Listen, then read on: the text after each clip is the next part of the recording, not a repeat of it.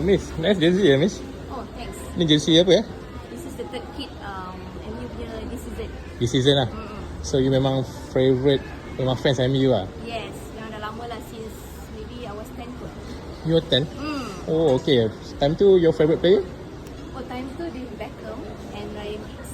Yes. So you minat Manchester United sebab Beckham ke memang you minat Manchester United? Minat Manchester United because my dad memang fan Manchester United. So Okay. I selalu ikut follow dia tengok bola. I mean on TV lah that time. I see. So, and then you know Beckham. That was 97, 99. 2000 actually. 2000. Oh, okay. Yes. So first Beckham and Giggs lah. Yes, betul. And then Okay. Ronaldo. Macam tu lah. What you think about Manchester United sekarang ni? Sekarang ni, well, we're not having a good season. Not season lepas pun not really good. So, a lot of changes to make lah, I rasa. So, I think, I don't know, maybe we need a new manager. Amorim out. Amorim out.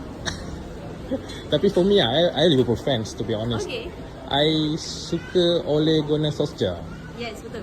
You align with me? Yes. So maybe. Maybe if he's free, please come back. Okay, thank you. Okay. Alright.